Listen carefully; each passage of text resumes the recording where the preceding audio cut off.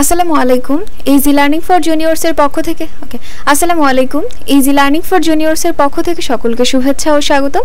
আজকে আমরা ষষ্ঠ শ্রেণীর ইংরেজি বিষয়ে তোমাদের ষান্মাসিক সামষ্টিক মূল্যায়নের জন্য কিছু নমুনা প্রশ্ন দেখে নিব। তোমরা জানো যে তোমাদের 6 তারিখ হচ্ছে ইংরেজি পরীক্ষা হবে, তো তোমাদের প্রশ্নের ধরনটা কি হবে এটা কিন্তু এখনো অজানা। তো প্রশ্নের আশায় বসে থাকলে কিন্তু হবে না যে পরীক্ষার আগের দিন প্রশ্ন পাবো সেইটা দেখে আমরা পরীক্ষা দিব। এটার আশা না করে আমরা আমাদের মতন করে প্র্যাকটিস করতে থাকি, নানা রকম কাজগুলো অনুশীলন করতে থাকি, তাহলে কিন্তু আমাদের জন্য বেটার হবে। তো এই জন্য আমি তোমাদের জন্য কিছু নমুনা প্রশ্ন তৈরি করেছি এবং তার সাথে নমুনা উত্তরগুলো দিয়ে দিচ্ছি। এর মাধ্যমে তোমরা বুঝতে পারবে যে তোমাদের প্রশ্নগুলো আসলে কেমন হতে পারে। তো আজকে আমরা প্রথম যেটা দেখব, এখানে আমরা 3টা সিচুয়েশন দেখতে পাচ্ছি। এই 3টা সিচুয়েশনে তোমাদেরকে কনভারসেশন তৈরি করতে হবে। ধরো এইখানে যে দুজনের মধ্যে কথোপকথনটা হচ্ছে এটা নিয়ে তোমাকে একটা কনভারসেশন তৈরি করতে হবে। তাহলে চলো আমরা কথা না বাড়িয়ে উত্তরে চলে যাই। প্রথম চিত্রটা যদি আমরা একটু ভালো করে দেখি, একজন বৃদ্ধ লোক আর একটা ছেলে, তারা দুজন একে অপরের সঙ্গে কথা বলছে। তো এই রকম অবস্থায় আমরা কি কনভারসেশন তৈরি করতে পারি? তো এখানে লেখাই রয়েছে যে an elderly person is talking with a boy, একজন বৃদ্ধ মানুষ একজন ছেলের সঙ্গে কথা বলছে। কনভারসেশন শুরু হচ্ছে এইভাবে যে hello son, how are you. একে অপরের সঙ্গে গ্রিটিং করলো আর তারপর বললো যে তুমি কেমন আছো। তখন ছেলেটি বলছে I am fine uncle, I hope you are fine too. তো এখানে বলা হয়েছে আমি ভালো আছি আঙ্কেল, আমি আশা করি আপনিও খুব ভালো আছেন। এরপরে আঙ্কেল বলছে I am also fine, where are you going. এইখানে একটু কোয়েশ্চেন মার্ক দিয়ে নিও। আচ্ছা, তো এখানে বলা রয়েছে আমি ভালো আছি, তুমি কোথায় যাচ্ছ? এরপরে ছেলেটি উত্তর দিচ্ছে যে I am going to the stationery shop to buy a pen and an exercise book. আমি হচ্ছে স্টেশনারি শপের ওখানে যাচ্ছি একটা কলম কিনতে এবং একটা অনুশীলনীর বই কিনতে বা একটা খাতা কিনতে।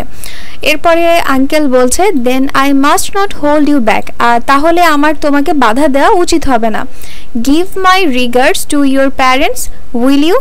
তুমি তোমার বাবা মাকে আমার গ্রিটিংস জানিয়ে দিও, বা তাদের কথা আমি জিজ্ঞেস করেছি এটা তাদেরকে জানিয়ে দিও, তুমি কি করবে? তো তখন ছেলেটি বলছে of course, okay uncle, see you later. তখন ও বলছে যে হ্যাঁ অবশ্যই আমি বলে দিব আঙ্কেল, অ্যান্ড দেন বলছে পরবর্তীতে আবার দেখা হবে, and then uncle see you করলো, শেষ। তাহলে আমরা প্রথম সিচুয়েশনে কনভারসেশনটা কিভাবে তৈরি করেছি আশা করছি বুঝতে পেরেছো। ঠিক একইভাবে পরবর্তী কনভারসেশনের আমাদের একটা এরকম ডায়ালগ তৈরি করতে হবে। এখানে একটা বৃদ্ধ লোক দেখতে পাচ্ছি আর একটা ছেলে দেখতে পাচ্ছি। ছবিটা দেখে মনে হচ্ছে যে তা হয়তোবা লোকটি কোনো একটা অ্যাড্রেস খুঁজছে, তার হাতে একটা পেপার আছে। তো এরকম করে আমাদের কনভারসেশন রেডি করতে হবে। তাহলে চলো উত্তরটা দেখি। এখানে লেখা রয়েছে situation 2, an elderly person is asking an address from a school going বয়।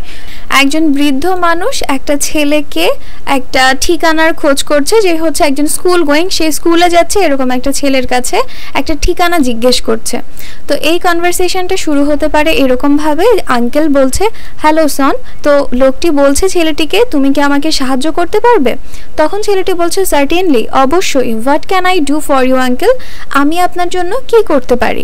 তখন আঙ্কেল বলছে I am searching this address. তারপরে সে হচ্ছে শোয়িং পেপার, মানে সে একটা পেপার দেখালো আর বললো যে আমি এই ঠিকানা খুঁজছি, but I have failed to find it, but আমি এটা খুঁজে পাচ্ছি না। তখন ছেলেটি বলল let me C the address. তখন বলছে আমাকে ঠিকানাটি দেখান। ও ইটস ভেরি ইজি, এটা তো খুবই সহজ। Do you know the super shop? আপনি কি সুপার শপটি চিনেন? তখন আঙ্কেল বলছে ইয়েস আই নো। সে বলছে যে হ্যাঁ আমি চিনি বা আমি জানি। তখন বয় বলছে the address is the just opposite side of the super shop. ও বলছে যে এই ঠিকানাটি একদম সুপার শপের অপোজিটেই রয়েছে।